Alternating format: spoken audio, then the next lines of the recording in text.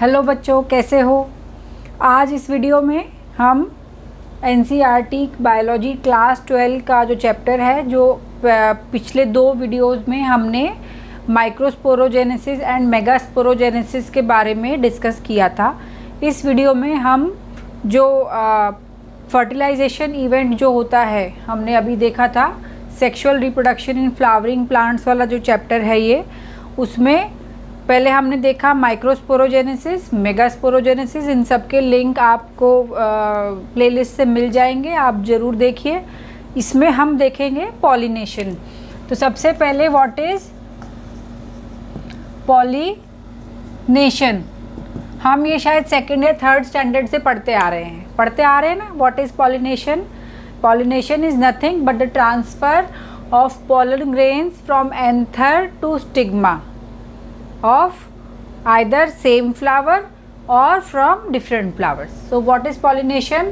Pollination is the process of transfer of pollen grains from anther to stigma of a flower. So what is pollination? Transfer of pollen grains which are shed from anther to the stigma is called, stigma of A pistil is called pollination. ये इस समय आपकी class 12 की biology NCERT में ये definition दी है। ये आप थर्ड स्टैंडर्ड से ऑलमोस्ट पढ़ते आ रहे हैं, है ना। अब आ जाते हैं what are kinds of pollination. Kinds of pollination are autogamy,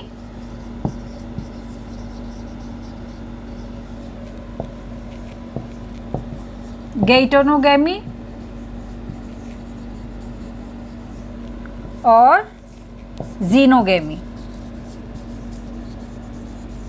auto means same, auto means same, एक ही फ्लावर के एंथर से और पिस्टिल तक अगर पॉलन ग्रेन जा रहे हैं तो वो आ जाएगा autogamy. In the same flower, एक ही फ्लावर में हो रहा है। गैइटोनोगैमी, गैइटोनो मीन्स पड़ोसी, नेबरहुड। तो एक ही प्लांट है, प्लांट सेम है, एक फ्लावर यहाँ है, एक फ्लावर यहाँ है, यहाँ से पॉलन ग्रेन यहाँ चला गया। प्लांट कौन सा है? सेम है। ऐसे तो इसके लिए पॉलिनेशन एजेंट की ज़रूरत पड़ेगी, पॉलिनेटिंग एजेंट की ज़रूरत पड़ेगी, है ना। लेकिन अगर जेनेटिकली देखो तो ऑटोगैमी और गैइटोनोगैमी दे बोथ आर सेम। तो गैइटोनोगैमी में क्या होगा? एक ही प्लांट के अलग अलग फ्लावर में पॉलिनेशन होगा, पॉलन ग्रेन का ट्रांसफ़र होगा। Genetically they both are same, but इसमें आपको पॉलिनेटिंग एजेंट की ज़रूरत पड़ती है। And what is xenogamy? Xeno means stranger, xeno means stranger. So इसमें टोटली डिफरेंट प्लांट पे प्रेजेंट डिफरेंट फ्लावर्स के बीच में पॉलन ग्रेन का ट्रांसफ़र होगा to pistil, stigma of pistil. तो these are the 3 types of auto ये pollination, auto, geitono and xenogamy. सो अगर इसमें हम देखते हैं कि जो ऑटोगैमी हो रहा है और जो ये आपका गैइटोनोगैमी हो रहा है, ये इनब्रीडिंग से आपका इसमें आपको जेनेटिकली कोई फ़ायदा नज़र नहीं आता। लेकिन ज़ेनोगैमी में आपको हेल्प मिलती है फॉर डेवलपिंग न्यू वेराइटीज़, है ना। अब आ जाओ, कुछ फ्लावर्स में प्लांट्स में 2 तरीके के फ्लावर बनते हैं। एक बनते हैं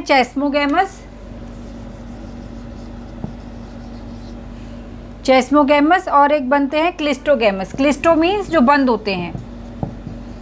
तो क्लिस्टोगैमस में ऑटोगैमी होगी ही होगी, क्लिस्टोगैमस में ऑटोगैमी ही होगी। वो फ्लावर खुलता ही नहीं है, बड फॉर्म में रहता है और उसमें फिर वहीं से एंथर से वहीं पिस्टिल पे ट्रांसफ़र ऑफ पॉलन हो जाता है। तो some flowers example are oxalis and Commelina.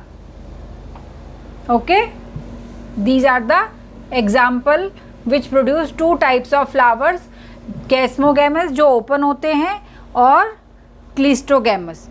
अब गैइटोनोगैमी सेम प्लांट के अलग अलग फ्लावर्स में ट्रांसफ़र हो रहा है और जीनोगैमी में अलग अलग प्लांट पे हो रहा है। अब आ जाओ, ये पॉलिनेशन होने के लिए हमें क्या चाहिए? वी ऑल नो, ये भी हम बचपन से पढ़ते आ रहे हैं, है ना, पढ़ते आ रहे हैं ना, agents of pollination.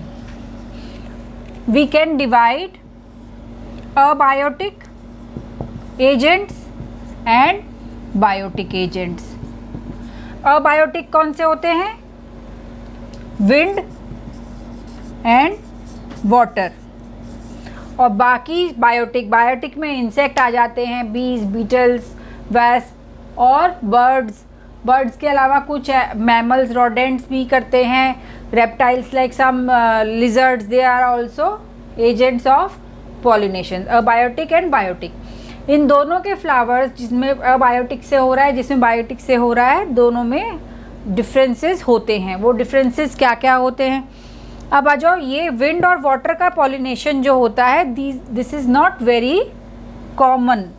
In fact water pollination जो होता है वो केवल 30 जेनेरा में पाया जाता है।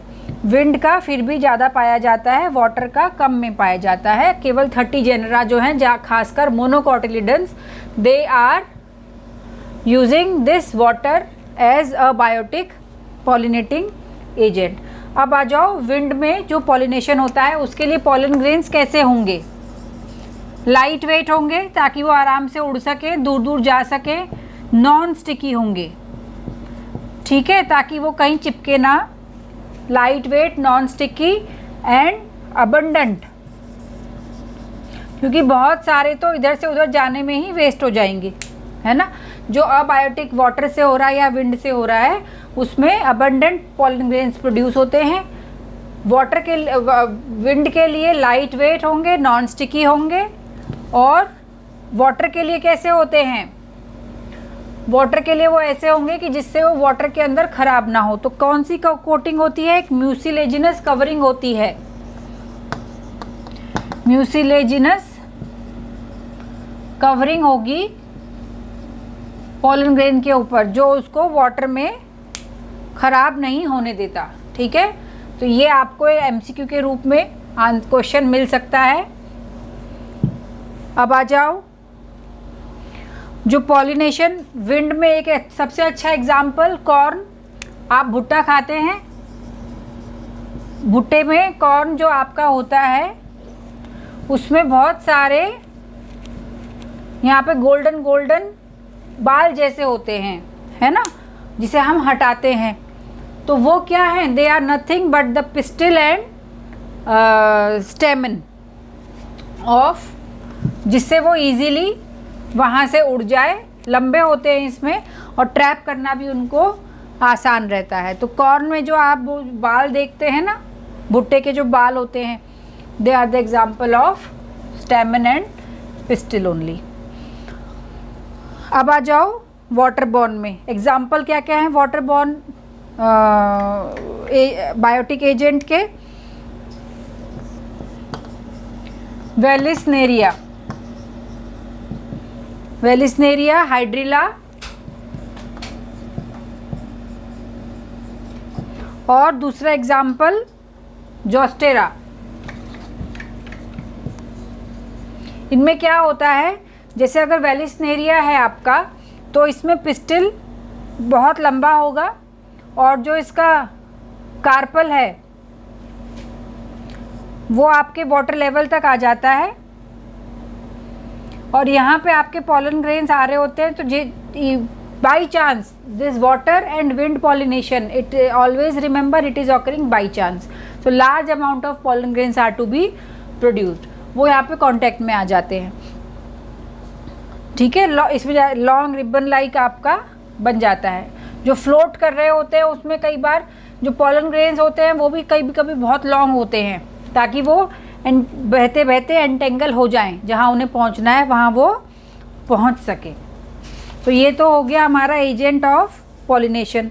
अब दूसरे agent of pollination biotic agent जो हैं, बीटल, बीज, देन वैस्प, हनी बीज, ये सब क्या हैं आपके? They are the insect. वो जो आपका बायोटिक एजेंट यूज़ करेगा उसके फ्लावर्स कैसे होंगे? दे आर ब्यूटीफुल अट्रैक्टिव होंगे, आप अट्रैक्ट करेंगे ना इंसेक्ट को। फिर कलरफुल पेटल्स होते हैं, फ्रेग्रेंट होते हैं। कुछ फ्लावर्स जो बीटल को या फ्लाइज को अट्रैक्ट करते हैं, they are sometimes even foul smelling. ठीक है, वो गंदी स्मेल पे आते हैं तो वहाँ वो गंदी स्मेल छोड़ते हैं, तो जिसकी वजह से वो उनके पास अट्रैक्ट होते हैं। तो उन्हें किसी ना किसी रूप में उनको अपने पास बुलाना है। And what else, they give nectar, abundant nectar produce करते हैं। तो उस नेक्टर को पीने के लिए इंसेक्ट उनके पास जाता है, उनका कलर देख के, उनकी फ्रेग्रेंस सुन के।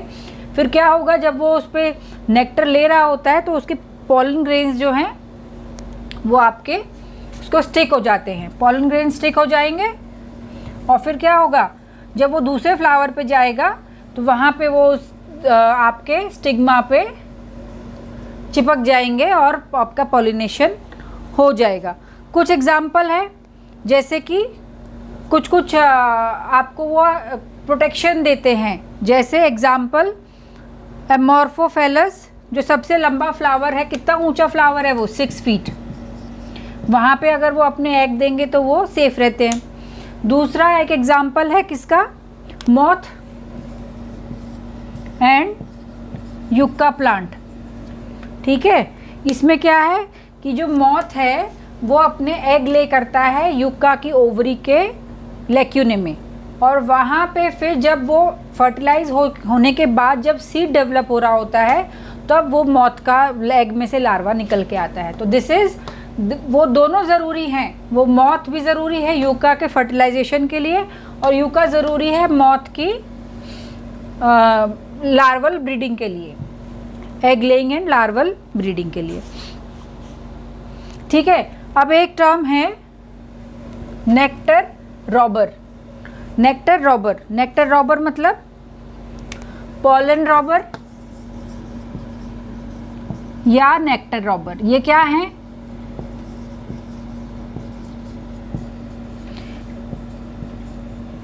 ये वो एजेंट हैं जो फ्लावर से उनका नेक्टर या पॉलन तो चुरा लेते हैं लेकिन पॉलिनेशन में हेल्प नहीं करते। जैसे कई बार जैसे फ्लावर है, मान लीजिए फ्लावर है, यहाँ पे थैलेमस है और यहाँ से वो नेक्टर आएंगे, यहाँ आपका एंथर और ये आपका स्टिग्मा। ठीक है, अब अगर वो एजेंट यहाँ से आएगा नेक्टर लेने तो वो यहाँ से इस पे स्टिक हो जाएंगे, अगली बार यहाँ चिपक जाएंगे दूसरे फ्लावर पे। पर कई बार कुछ एनिमल्स क्या करेंगे, यहाँ से पियर्स करके नेक्टर पी लेते हैं। तो जब यहाँ से पी लेंगे तो वो नेक्टर रॉबर कहलाते हैं। वो नेक्टर तो ले जाते हैं लेकिन वो पॉलिनेशन में फ्लावर को या प्लांट को हेल्प नहीं करते। अब आ जाइए, हमने पढ़ा ऑटोगेमी होता है, गेटोनोगेमी होता है, जीनोगेमी होता है। ओके, अब कई बार एक ही फ्लावर में मेल पार्ट भी है, फीमेल पार्ट भी है। ठीक है, लेकिन उनमें फिर भी ऑटोगेमी नहीं होगी। These are outbreeding devices. Outbreeding, बाहर ब्रीडिंग हो, इसके लिए कुछ चेंजेस प्लांट्स फ्लावर्स अपने में ले आते हैं। क्यों ले आते हैं? क्योंकि हमें पता है कि अगर हम अलग अलग जेनेटिक मटेरियल से मिक्स करेंगे तो आपको बेनिफिट ज़्यादा मिलता है ना। द न्यू वेराइटीज़ बनती हैं, और अदरवाइज़ क्या होगा, इनब्रीडिंग डिप्रेशन होता चला जाएगा, है ना। तो इनब्रीडिंग डिप्रेशन को अवॉइड करने के लिए प्लांट्स और flowers they achieve some outbreeding devices, जैसे कि even if both male and female part are present in the same flower, autogamy नहीं होगी। क्यों नहीं होगी? बिकॉज जो एंथर मैच्योरिटी, एंथर पे पॉलन ग्रेन की जो मैच्योरिटी है और पिस्टिल पे आपका जो स्टेमन है, जो कार्पेल है,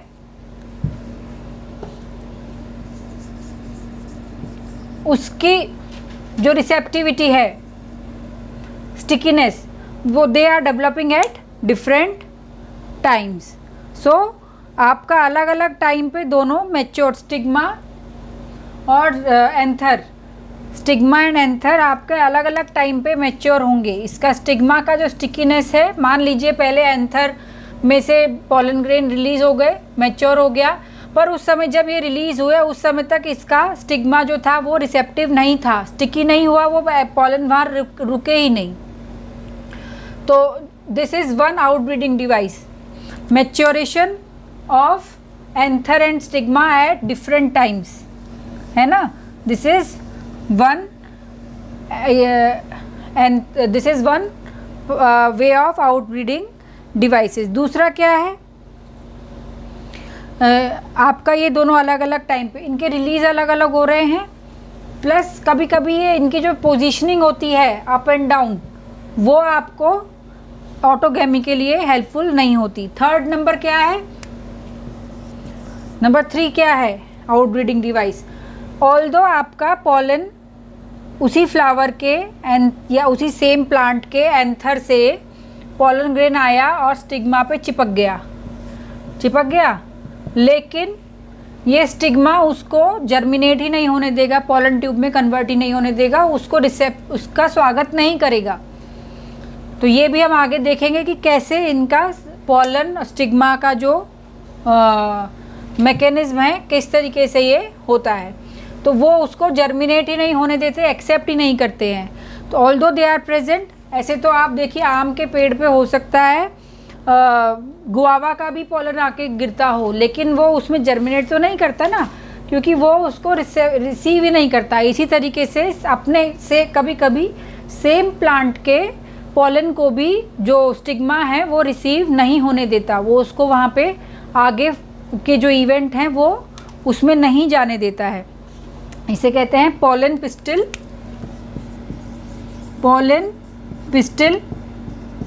interaction. This is very important. अभी हाल फिलहाल में बोटनिस्ट ने इसके बारे में बहुत डिटेल पता करी है। द केमिकल इवेंट होते हैं जब एक पॉलन ग्रेन आपके स्टेमन पे स्टिग्मा पे आके रुकता है, तो वहाँ पे एक्सचेंज एक डायलॉग्स होते हैं। डायलॉग्स का मतलब केमिकल लिबरेट किए जाते हैं, और अगर वो केमिकल लिबरेशन गुड वे की तरफ जा रहा है तो फिर वो आपको पॉलन को पॉलन ट्यूब बनाने देते हैं, उसे जर्मिनेशन का मौका मिलता है। अगर नहीं जा रहा होता है तो फिर वो पॉलन आपका बेकार हो जाता है ना। तो this is pollen pistil interaction. Nowadays it is very help important, और इसके जो केमिकल मीडिएटर्स हैं उनको स्टडी किया जा रहा है ताकि हम अपने पसंद के पॉलन को अपने पसंद के स्टिग्मा पे जर्मिनेट करा सकें, ताकि हमें बेस्ट पॉसिबल जेनेटिक कॉम्बिनेशन मिल सके। सो दीज आर, फिर क्या होगा पॉलन पिस्टिल इंटरेक्शन के बाद में। हमें पता है कि हमने पॉलन ग्रेन देखा था, याद है, आप पुराने वीडियोस में जाके देख सकते हैं। पॉलन ग्रेन में जर्म पोर होते हैं, वहाँ जर्म पोर का क्या काम है, जर्म पोर का काम है कि फिर जो उसकी इंटाइन है, ये सब इंटाइन एक्साइन क्या होता है ये सब आप इससे पहले वाले वीडियो में जाके ज़रूर देखिए। इंटाइन से वो पॉलन जो है उसमें से ट्यूब निकलती है, this is called pollen tube. ये इसके जो ये हमारा स्टिग्मा है, यहाँ पे ये स्टाइल है और नीचे ओवरी है, तो ये यहाँ जाएगा। और ये पॉलन ट्यूब के अंदर आप फिर से याद करिए कि एक इसमें वेजिटेटिव से न्यूक्लियस होता है, वेजिटेटिव सेल होता है, और एक होता है जेनरेटिव सेल न्यूक्लियाई। कुछ पॉलन जो होते हैं वो 2 न्यूक्लियर स्टेज पे होते हैं, 2 सेल स्टेज पे होते हैं। कुछ पॉलन जो होते हैं वो 3 पे होते हैं। तो जो 3 पे होते हैं उनके तो दोनों जेनरेटिव न्यूक्लियाई पॉलन ट्यूब में से निकलेंगे, नीचे की तरफ जाएंगे। जिसमें 2 सेल पे होता है, जब ये आपका पॉलन ट्यूब बन रहा होता है उसी समय वो आपका जो जेनरेटिव न्यूक्लियाई है वो डिवाइड करता है माइटोटिक डिवीजन से। एन का फिर से एक और एन का सेल न्यूक्लियाई बनता है, वो यहाँ एंटर हो जाएगा। याद करिए हमने मेगास्पोरोजेनेसिस में पढ़ा था माइक्रोपाइलर एंड होता है ओवरी के अंदर, जो आपका माइक्रोपाइलर एंड से वो अंदर घुसेगा। माइक्रोपाइलर एंड से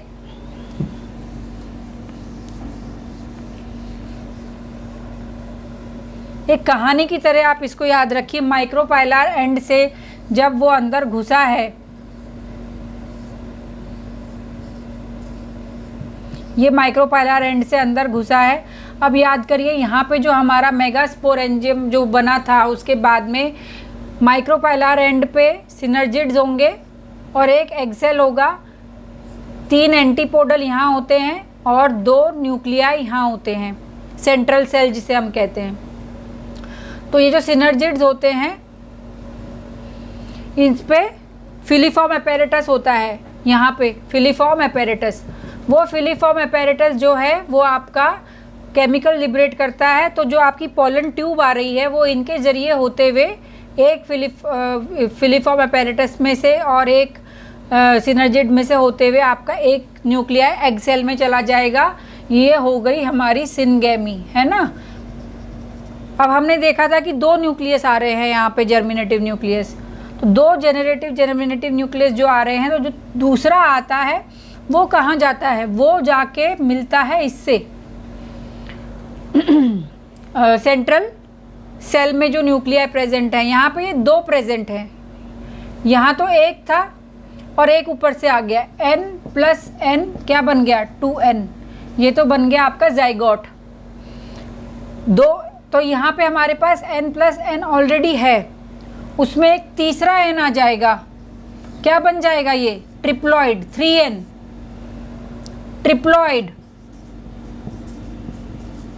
ट्रिप्लॉइड बन गया 3n।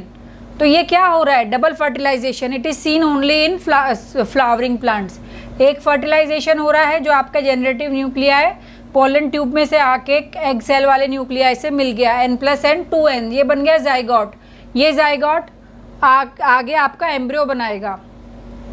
और जो दूसरा n आ रहा था हमारा, वो आके मिल जाएगा सेंट्रल न्यूक्लियाई से। तो यहाँ पे n प्लस n तो पहले से ही थे, हमने देखा था, आप पिछले वीडियो में जाके देखें, 2n यहाँ पे प्रेजेंट थे, 2 न्यूक्लियाई एक साथ प्रेजेंट थे n कॉम्पोजिशन के, और तीसरा एक और n आ गया, तो n, ये तीनों फ्यूज़ हो जाते हैं और फ्यूज़ बन के ट्रिप्लॉइड जेनेटिक मेकअप बनता है। This is called as what, primitive, this is called as primary endosperm nuclei, this is called as primary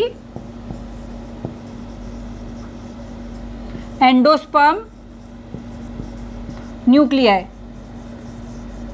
ये यहाँ बन गया इसके साथ, और इसको क्या कहते हैं, डबल फर्टिलाइजेशन। ये बहुत इंपॉर्टेंट है, ये केवल फ्लावरिंग सेल्स, फ्लावरिंग प्लांट्स में मिलता है।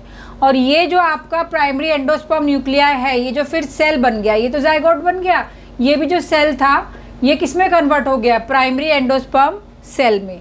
ये 3n होता है। इसका क्या काम है, ये जाइगोट से एम्ब्रियो बनने से पहले जो पोस्ट फर्टिलाइजेशन इवेंट है, हम अगले वीडियो में देखेंगे।